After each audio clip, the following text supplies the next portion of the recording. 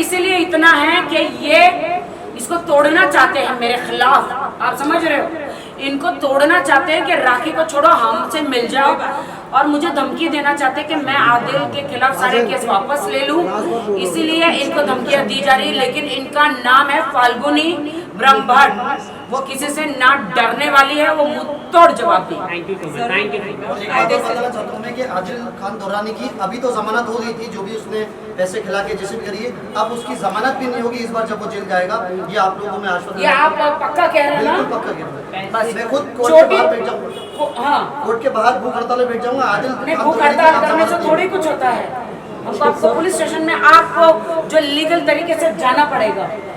मैंने चुप्पी साध के रखी है, क्योंकि मैं कीचड़ में पत्थर नहीं मारूंगी, मैं अपने पे चीटे नहीं उड़ाऊंगी, मैं गलत चीज़ें नहीं करूंगी। बीइंग अ प्रोफेशनल, जो मेरे प्रोफेशनल दायरे में होगा वही मैं करूंगी। अगर वो मुझे अरेस्ट कराती है, जो भी कराती है बहुत अच्छी बात है, उसका मैं लीगली उनको जवाब दूंगी। कायदा है, लॉ सबके लिए समान है, अगर वो करा सकती है जो भी करा सकती है, लेकिन बीइंग एन एडवोकेट मैं अपनी लाइन नहीं क्रॉस कर सकती। ठीक है, उस वक्त जो हुआ था वो एक स्पर ऑफ द मोमेंट था, लेकिन शर्लीन चोपड़ा जी मैं चुप हूँ, इसका मतलब मैं डरपोक नहीं हूँ। जिस दिन एक शरीफ औरत खड़ी हो जाएगी आपके खिलाफ, मैं एज अ लेडी अब बात कर रही हूँ, एज ए एडवोकेट नहीं, जिस दिन शरीफ औरत आपके खिलाफ खड़ी हो जाएगी आपको उसका जवाब देना भारी पड़ जाएगा। शर्लीन चोपड़ा ये राजश्री मोरे लोगों को भड़का रही है तुम्हारे खिलाफ। हम कायदे से जाएंगे, हमें कोई ऐसा स्टेटमेंट नहीं करना, हम उनकी रिस्पेक्ट करते हैं। मैं जानना चाहूँगी क्या कहा शर्लीन चोपड़ा ने ऑन रिकॉर्ड, जैसे कि उन्होंने बात कि मुझे अरेस्ट कराएगी, मतलब पुलिस आपको अरेस्ट कर सकती है आने वाले दिनों में। ठीक है, नहीं, उन्होंने कहा भी कि वो अरेस्ट करवाएगी जल्द से जल्द। ठीक है, अरेस्ट कर सकती है पुलिस आपको, और आपकी complaint bar council of India Bombay bar council में कंप्लेंट की। अच्छा, उनको जवाब देना। उसका जवाब मैं देती हूँ। शर्लीन चोपड़ा को मैं ये जवाब आज मीडिया के सामने देना चाहती हूँ। मैं जब से उन्होंने मेरे पे और राखी पे कंप्लेंट की है और उन्होंने जो भी चीज़ें की है, उनको लग रहा है कि मैं एज एन एडवोकेट चुप बैठी हूँ, इसका मतलब मैं डर गई हूँ। मैं कोई चीज़ डरी नहीं हूँ, ना मैं आज तक किसी से डरी हूँ, ना डरूंगी आज के बाद। उनको बोलिए कि मेरे पर जाके और 4 FIR करिए, मैं जो भी करूंगी कायदे से करूंगी। उनको उन्होंने जो करना था उन्होंने किया, आने वाले दिनों में मैं बोलूँगी नहीं। मैंने अभी तक मीडिया नहीं किया है, मेरे पास भी उनके खिलाफ इतनी सारी चीज़ें हैं, मैंने चुप्पी साध के रखी है, क्योंकि मैं कीचड़ में पत्थर नहीं मारूंगी, मैं अपने पे चीटे नहीं उड़ाऊंगी, मैं गलत चीज़ें नहीं करूंगी। बीइंग अ प्रोफेशनल, जो मेरे प्रोफेशनल दायरे में होगा वही मैं करूंगी। अगर वो मुझे अरेस्ट कराती है, जो भी कराती है बहुत अच्छी बात है, उसका मैं लीगली उनको जवाब दूंगी। कायदा है, लॉ सबके लिए समान है, अगर वो करा सकती है जो भी करा सकती है, लेकिन बीइंग एन एडवोकेट मैं अपनी लाइन नहीं क्रॉस कर सकती। ठीक है, उस वक्त जो हुआ था वो एक स्पर ऑफ द मोमेंट था, उसके लिए FIR रजिस्टर करने के बाद वो राखी से मिली थी, जहां हम रेस्टोरेंट में, लखनऊ में लज़्ज़ते रेस्टोरेंट में जाते थे। उन्होंने आके राखी से सेटलमेंट किया, माफी मांगी, हम एक दूसरे से माफी और, मांगी। हाँ, वो आके राखी की दोस्त बन गई। मैंने मीडिया के सामने माफी मांगी है, फिर भी जबरदस्ती वो मेरी जो क्लोन है, मेरी क्लोन है, वो मेरी एक्टिंग करती है मीडिया में आने के लिए। जी, उन्होंने जो भी था राखी के साथ उन्होंने कहा आज के बाद हमारी कोई ये नहीं है, मैं आपका पूरा साथ दूंगी। उसके बाद उन्होंने बाकायदा मैसूर चली गई थी, मैसूर उनको कोई जोर ज़बरदस्ती, दुबई भी गई, उनको कोई ज़ोर ज़बरदस्ती नहीं की थी। ठीक है, अगर आज वो चीज़ से मुकर रही है, वो उस चीज़ से इनकार कर रही है और वो आज भी उस केस को कंटिन्यू करना चाहती है, तो उसके लिए हमें कोई प्रॉब्लम नहीं है, उसका जवाब हम लीगली देंगे। लेकिन जहाँ तक हमारी बात है, हमने उनको जो कहना था as a human being, as a ladies, हमने उनको उनका जवाब दे दिया था। वो एक लेडी है, इसके लिए हम उनकी रिस्पेक्ट करते थे और करेंगे आगे चल के भी। जो भी हुआ on the spot of the moment हुआ, कोई जानबूझ के कोई चीज़ की नहीं थी। हमने उनको तकलीफ पहुंचाने के लिए या उनको डिफेम करने के लिए या उनको एक्सपोज करने के लिए कोई चीज़ नहीं की थी। जो भी हुआ था वो उसका कोर्ट में हम जवाब देंगे कि वो सही है या गलत है, अभी उसके बारे में बात करके। आदिल खान दुरानी, ये जो तुम मोहरे खड़े कर रहे हो हमारे खिलाफ, जबरदस्ती इंजेक्शन दे देकर कि इनको घड़ी घड़ी पुलिस स्टेशन को तुम लोगों ने क्या समझ के रखा हुआ है। दिन रात जाते ये एफआईआर हो गया, खांसी ली तो एफआईआर हो गया, छींक ली तो एफआईआर हो गया, पात दिया तो एफआईआर हो गया। मतलब ये क्या है? हाँ, छोटी छोटी चीजों में एफआईआर कर रहे हो। हाँ ठीक है, तो मैं शर्लिन जी को एक रिस्पेक्टफुली जवाब देना चाहूँगी। हाँ। शर्लिन जी, अगर आपने बात की हमसे, आपने जो भी एक्सेप्ट की थी कि ठीक है आज के बाद अपना कुछ नहीं रहेगा, अगर फिर भी आप उस चीज़ को कंटिन्यू करना चाहते हैं, हम उसके लिए आपकी बहुत रिस्पेक्ट करते हैं, तहे दिल से रिस्पेक्ट करते हैं। करो continue। लेकिन हम कायदे का जवाब कायदे से देंगे। लेकिन फाल्गुनी ब्रह्मभट्ट एडवोकेट अगर चुप बैठी है, इसका मतलब वो नहीं है कि वो किसी से डरती है।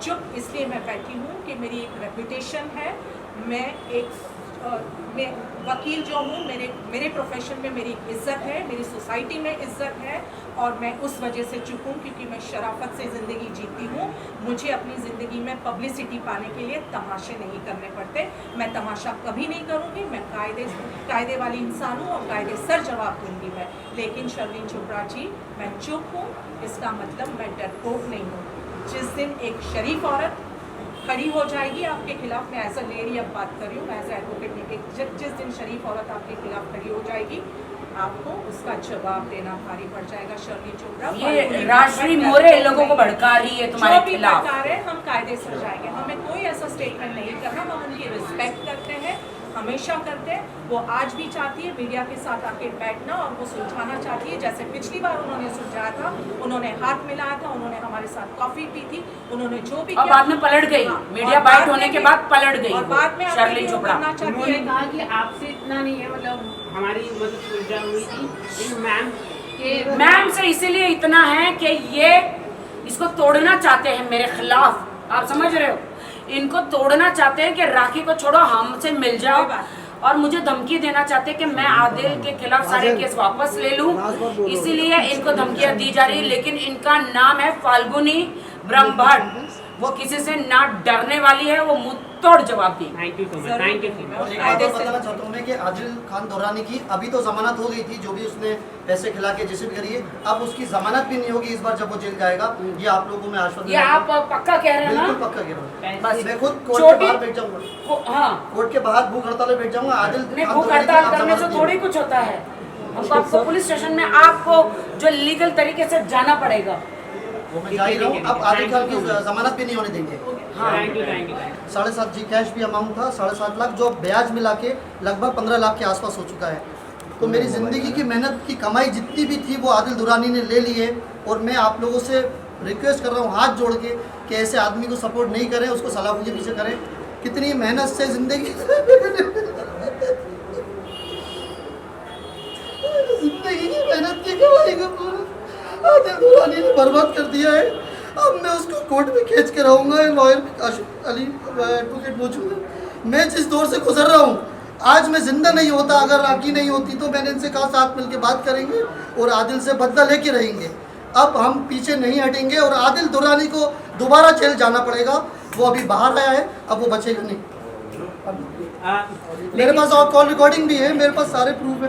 तो अब पुलिस ने क्या कहा है आपको? पुलिस पूरा समर्थन कर रही है, आदिल को जल्दी सलाखों के पीछे करेगी, छानबीन कर रही है। आप ये देखिए, और ये जो सामने बना रहता है उसकी असलियत मैं आपको बताता हूँ। आदिल दुरानी की असलियत क्या है, रिकॉर्डिंग है ये आदिल की, आप खुद पहचान जाएंगे। आवाज़ आ रही है आपको? सुनिए।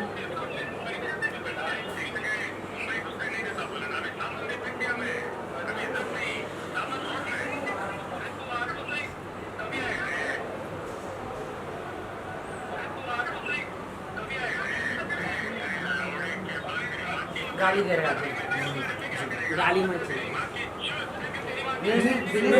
भाई सुनिए, ये आदिल खान दौरानी की सच्चाई सुनिए। आप लोग जो लड़कियों का मिसबिहेव करता है, सुनिए। इस गाली से मालूम पड़ता है कि लड़कियों की इज्जत उसके दिमाग में उसके बाद ये देखिए, जब पैसे का उससे बोला,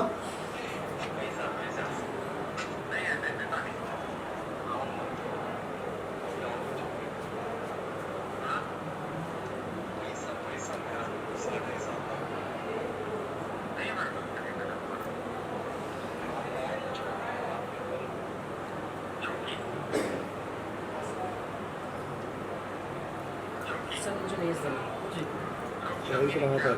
देखिए अभी मैसूर से भी बहुत सारे लड़के लड़कियां निकल चुके हैं और सब लोग के मुझे कॉल आए कि हमारे भी पैसे बाकी है इतने। बहुत सारी लड़कियों ने कॉल किया कि इन्होंने मेरे वीडियोस बनाए हैं, न्यूड वीडियोस, हमें फंसाया है आदिल ने, बहुत सारा हुआ है। और राजश्री जो मेरी बेस्ट फ्रेंड थी 8 साल से, उन्होंने मुझे धोखा देकर आदिल के साथ हाथ मिला लिया है। और आदिल ने जो भी मेरे करीब है उन लोगों को तोड़ने की कोशिश करके मेरे खिलाफ सबूत इकट्ठा करके वो उनको मेरे खिलाफ खड़े कर रहे हैं। उन्होंने मेरे भाई जो वाहिद भाई है उनको भी तोड़ने की कोशिश की, मेरी एडवोकेट फाल्गुनी जी को भी तोड़ने की कोशिश की, लेकिन एक मर्दानी है और एक सच्ची वकील है, सच्ची नागरिक है। उन्होंने कहा सत्यमेव जयते राखी, मैं हमेशा तुम्हारा साथ दूंगी एज एडवोकेट। राजश्री जी ने बोला है कि वो आपके खिलाफ नहीं जाती थी, लेकिन आपने उनको धमकी दी उनके नेल आर्ट स्टूडियो के बारे में। मैंने राजश्री मैडम को कभी कोई धमकी नहीं दी। सेक्स रैकेट चलाती है नहीं, मैं नहीं, ये सब गलत है।